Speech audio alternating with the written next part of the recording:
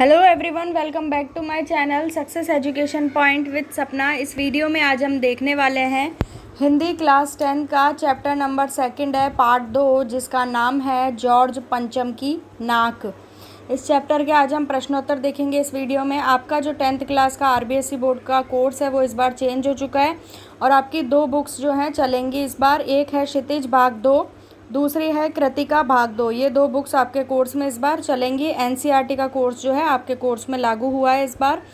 तो क्षितिज भाग 2 जो बुक है उसमें 1 से 7 के चैप्टर तक के जो क्वेश्चन आंसर्स है वो पहले से ही मेरे चैनल पे अपलोडेड हैं, आप मेरे चैनल पे देख सकते हैं। अब जो हमने ये कृतिका बुक स्टार्ट की है इसका पहला चैप्टर भी आपको मेरे चैनल पे मिल जाएगा। सेकंड चैप्टर आज हम इसके प्रश्नोत्तर देखने वाले हैं। तो चलिए शुरू करते हैं वीडियो को लाइक ज़रूर करें, शेयर करें, चैनल को सब्सक्राइब जरूर करें और बेल आइकन को प्रेस करें जिससे नेक्स्ट वीडियो की नोटिफिकेशन आप तक तुरंत पहुंच सके। पहला प्रश्न है, सरकारी तंत्र में जॉर्ज पंचम की नाक लगाने को लेकर तो चिंता या बदहवासी से दिखाई देती है, वह उनकी किस मानसिकता को दर्शाती है? तो इसका उत्तर है, सरकारी तंत्र में जॉर्ज पंचम की नाक को लेकर जो चिंता या बदहवासी दिखाई देती है उसमें सरकारी तंत्र की स्वाभिमान से रहित गुलाम और औपनिवेशिक मानसिकता का बोध होता है। उससे पता चलता है कि जिन्होंने हमें गुलाम बनाकर रखा, आज़ाद होने के बाद भी हम उनके गुलाम हैं। सरकारी लोग उस जॉर्ज पंचम के नाम से चिंतित हैं जिसने न जाने कितने ही कहर ढाए। सरकारी तंत्र अपनी अयोग्यता, मूर्खता और चाटुकारिता को दर्शाता है। दूसरा प्रश्न, रानी एलिजाबेथ के दर्जी की परेशानी का क्या कारण था? उसकी परेशानी को आप किस तरह तर्कसंगत ठहराएंगे?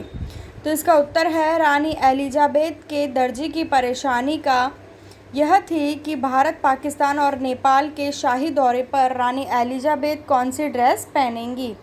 उसे लगता था कि रानी की आन बान शान भी बनी रहनी चाहिए और उनकी वेशभूषा भी विभिन्न देशों के अनुकूल होनी चाहिए। दर्जी की परेशानी एक सीमा तक ठीक भी थी क्योंकि रानी के कपड़े तैयार करना उसकी जिम्मेदारी थी।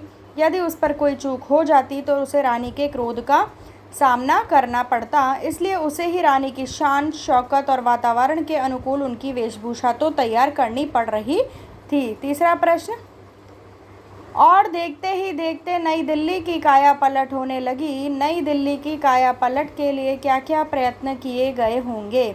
तो इसका उत्तर है, नई दिल्ली की काया पलट करने की दृष्टि से सड़कों की मरम्मत कराई गई होगी, उन पर डामर डलवा कर चमकाया गया होगा, उनके किनारों पर संकेत चिन्ह, नामपट्ट आदि लगवाकर रोशनी की उत्तम व्यवस्था की गई होगी। सरकारी इमारतों पर, पर्यटन स्थलों पर रंग रोगन किया गया होगा, उनकी सजावट की गई होगी, सफाई व्यवस्था पर विशेष ध्यान दिया गया होगा। चौथा प्रश्न है, आज की पत्रकारिता में चर्चित हस्तियों के पहनावे और खान पान संबंधी आदतों के वर्णन का दौर चल रहा है। इसके अंतर्गत आपसे 2 प्रश्न पूछे गए हैं। पहला, इस प्रकार की पत्रकारिता के बारे में आपके क्या विचार हैं? और दूसरा, इस तरह की पत्रकारिता आम जनता, विशेषकर युवा पीढ़ी पर क्या प्रभाव डालती है? तो इसमें फर्स्ट का आंसर है, इस तरह की पत्रकारिता राष्ट्रहित के अनुकूल नहीं है क्योंकि यह पत्रकारिता युवा पीढ़ी को भ्रमित कर रही है। दूसरा, इस प्रकार की पत्रकारिता आम जनता, विशेषकर युवा पीढ़ी पर नकारात्मक और हानिकारक प्रभाव डालती है क्योंकि युवा पीढ़ी नए जोश, नई उमंगों से पूरित होती है, इसलिए वह नए रहन सहन का क्या करती है? अनुकरण करती है। अनुकरण मतलब होता है फॉलो करना। पांचवा प्रश्न, जॉर्ज पंचम की लाट की नाक को पुनः लगाने के लिए मूर्तिकार ने क्या क्या यत्न किए हैं?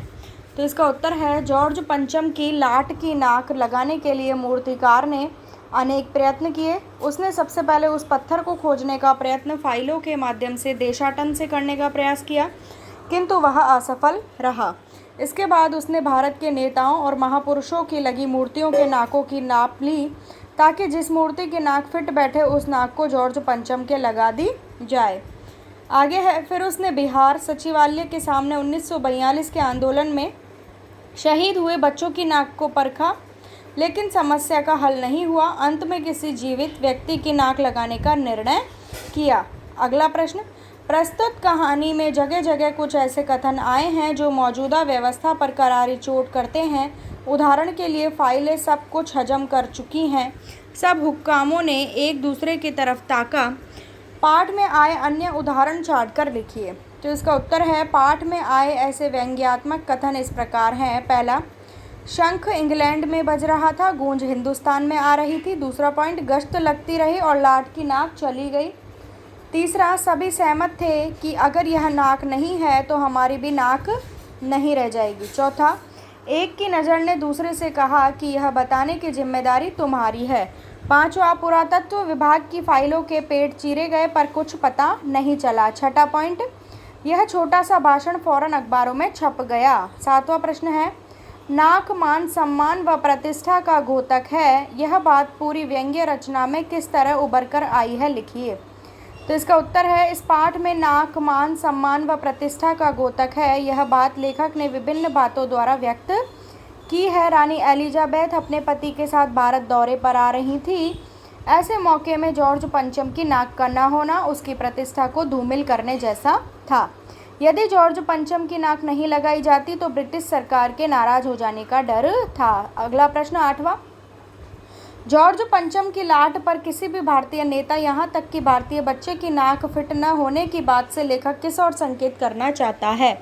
तो इसका उत्तर है, जॉर्ज पंचम की नाक पर किसी भी भारतीय नेता, यहाँ तक कि भारतीय बच्चे की नाक फिट न होने की बात से लेखक किस ओर संकेत करना चाहता है कि भारतीय नेता और बलिदानी भारतीय बच्चों के नाक जॉर्ज पंचम की नाक से बड़ी है, अर्थात वे अधिक सम्माननीय है। हमारे देश में उस व्यक्ति की नाक ऊंची होती है, अर्थात वह सम्मान का हकदार बनता है जो देश के लिए त्याग बलिदान करता है। जॉर्ज पंचम जैसे निर्दय और हृदयहीन शासक को कभी भी सम्मान की दृष्टि से नहीं देखा गया। अगला 9वां प्रश्न, अखबारों ने जिंदा नाक लगने की खबर को किस तरह से प्रस्तुत किया। तो इसका उत्तर है, अखबारों ने जिंदा नाक लगने की खबर को बड़ी कुशलता के साथ छापा। उन्होंने अखबारों में केवल इतना ही छापा, नाक का मसला हल हो गया है और राजपथ पर इंडिया गेट के पास वाली जॉर्ज पंचम की लाट के नाक लग रही है। इसके अतिरिक्त अखबारों में नाक के विषय को लेकर कोई चर्चा नहीं हुई, ना ही किसी समारोह के होने की खबर को छापा गया। 10वां प्रश्न, नई दिल्ली में सब था सिर्फ नाक नहीं थी, इस कथन के माध्यम से लेखक क्या कहना चाहता है। तो इसका उत्तर है, इस कथन के माध्यम से लेखक ने स्वतंत्र भारत के शासकों की मनोवृत्ति पर तीखा व्यंग्य किया है।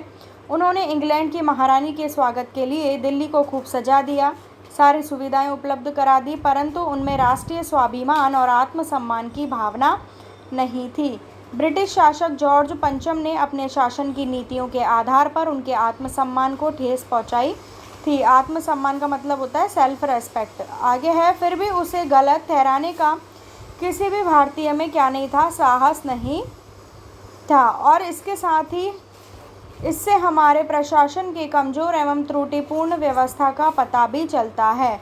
11वां प्रश्न, जॉर्ज पंचम की नाक लगने वाली खबर के दिन अखबार चुप क्यों थे। तो इसका उत्तर है, जॉर्ज पंचम की नाक लगने वाली खबर के दिन अखबार चुप इसलिए थे क्योंकि जॉर्ज पंचम की बुत पर जिंदा नाक लगाना अपमानजनक कृत्य था। कृत्य अर्थात कार्य। वे इसका विरोध चुपचाप कर रहे थे। यही कारण था कि किसी स्वागत समारोह का कोई समाचार और चित्र अखबार में नहीं छपा था। तो ये थे पार्ट 2 सेकंड के क्वेश्चन आंसर्स। पार्ट 1 के आप पहले से ही मेरे चैनल पे हैं, आप देख सकते हैं। तो मिलती हूँ आपसे नेक्स्ट वीडियो में। चैनल को सब्सक्राइब ज़रूर कीजिएगा। Thank you for watching my video.